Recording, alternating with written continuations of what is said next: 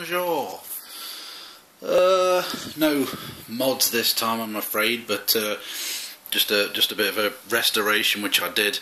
Got this lamp from a eBay lady. It arrived on Christmas Eve actually.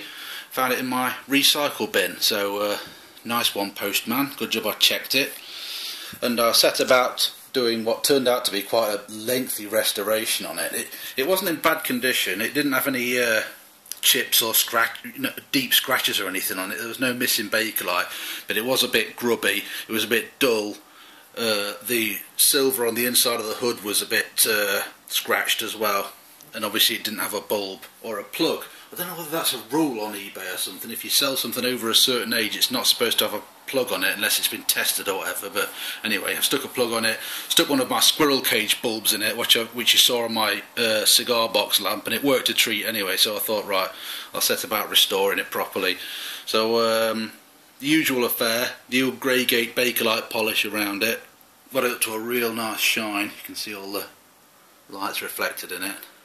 Very nice. And I did the base as well, that's all polished up. Didn't do anything with the neck. It doesn't really need it, and if I did decide to do anything with it, it would be a horrible nightmare because of all the little gaps in it. I even cleaned the wire actually, I washed the wire. It's naturally that colour, but it was a bit grubby. The bulb that I've put in there is a Dowsing & Reynolds vintage light bulb warm glow thing. It's a quad loop bulb. I decided that the squirrel cage, it didn't look quite right. It stuck out quite far and it just didn't fit the lamp very well. So I thought I'll go with a sort of quad loop globe. It's a medium-sized globe. You can get bigger ones. You can get ones which are like 15 centimetres across, but I don't think they'd fit in there physically. So the only modern concession I've made, as you've probably already spotted, is that I did look for like proper old school sort of same period as that. This is probably 1930s or 40s Bakelite dimmers, but I could only find inline switches, and I really wanted this to be dimmable. So that is a modern switch. It's actually a very good switch. It was fairly expensive. It's an Italian one. It's a digital dimmer. It's just got one button on it. So if you want to dim the light, if I can reach while you still see everything, you just hold the button, it goes brighter, press and then hold it again and it goes duller. And also the added bonus of this switch is that you can actually switch the lamp on and off from it, so I don't need to put any additional wear and tear on the original switch. That does work, but that can now have the easy life because I can switch it on and off with this. It's actually a very nice switch. It's got some good features, like if you have it on, no matter what brightness you've got it on, if you switch the lamp off, normally on a light switch, when you switch your lamp on, it just goes boom, it's on full power straight away. But that's actually quite bad for incandescent bulbs. You'll probably have noticed that's when they tend to pop when you switch them on. So this switch is actually a soft start switch, so when you switch it on, it gradually builds up the brightness to the whatever you had it on last, which I think is a really nice feature. Let's just bring it down a bit.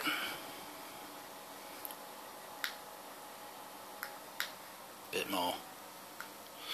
Another really nice feature actually is that it's got that small amount of flash memory in it, so even if you unplug it from the wall, it'll still remember what brightness you had it on before. But anyway, that's the switch. I had a bit of problems with it actually, because old lamps like this, they've got with metal parts on them, they've got to have an earth core in the wire, a 3-core wire. But most switches these days, because lamps these days are just made of plastic or paper or some modern crap, they haven't got any metal on them, so they haven't got to have an earth wire. So I had to modify this a little bit to run a earth wire through it, but it's all good. We've still got earth. The inside of the hood was a pain. I decided to respray it, but instead of just doing it normal silver like it was previously, I'll use a little torch to show you if I can see. Oh, that's really bright. I did it silver first, then I thought, hang on, I've got some fancy paint. I don't know whether you can see. Yeah, there we go. Gold flakes. The gold flake paint went on top of the silver.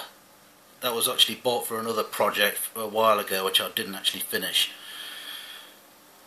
So I put gold flake in there as well, so it just makes it a very nice light which it kicks out, instead of just silver. And then I had to spend several days lacquering it because I kept getting it wrong. It's very difficult to get anything like a flat finish on with spray paint lacquer. You have to put it on quite wet, but I was putting it on too wet and it kept dripping. So I had to keep going over and over it and finishing and sanding it down and doing it again. But I eventually got it, you know, fairly decent. It looks quite nice, I think. My trademark saying. So yeah, that's my lamp all pimped out and stuff. And thank you for watching.